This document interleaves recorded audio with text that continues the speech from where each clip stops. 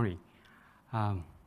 50 years ago, when my brother had a seizure, my parents weren't sure if he could make it or not, so they decided to have another child, specifically a son, because my daddy, my mom, they needed to continue the noble ancestry on my father's side. He's from so-called royal family. So thanks to my brother, I was born to this world, and that's the beginning of my life. We were quite wealthy, having cars, a yard, where I used to play baseball and soccer with my brother, and also we even had a maid, a housemaid.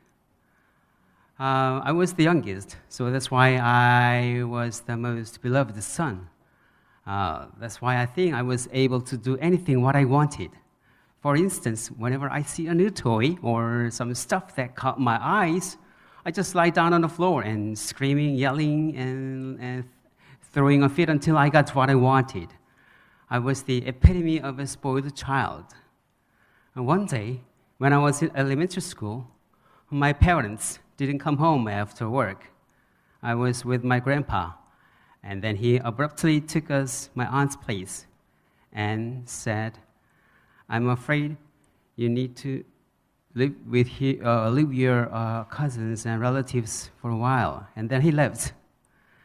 And 2 years later, my aunt got us all dressed up out of nowhere and then took us somewhere new. I didn't know what was going on.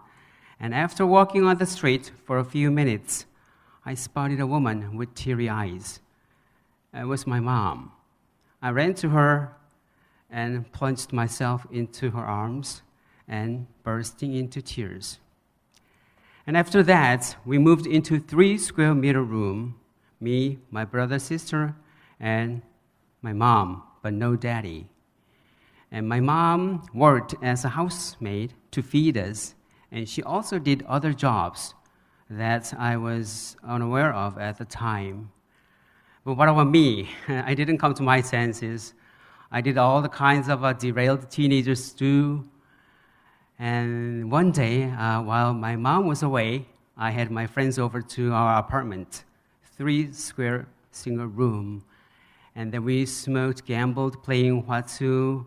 And this 3 square meter room was filled with smoking and cigarette butts and nasty swearings. And suddenly, I heard the door opening. It was my mom. She was supposed to come home after 6 p.m., but it was only 3 p.m. I was totally caught red-handed.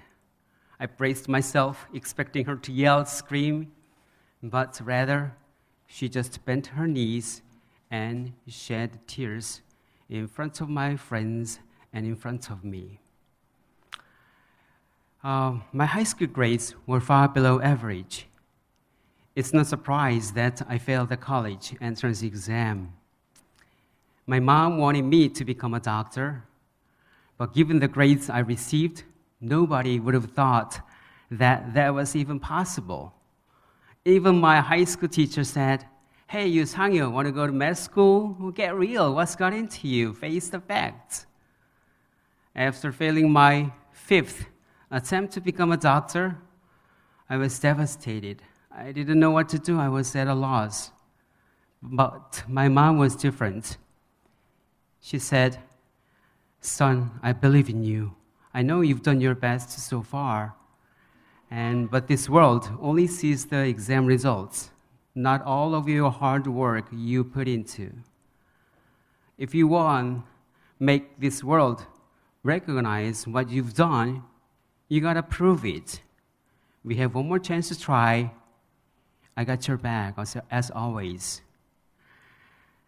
And on a cold day in 1993, I saw my name posted on the list of soon-to-be med students. I got the test. I passed it. And that's the beginning of my life as a doctor. Thank you.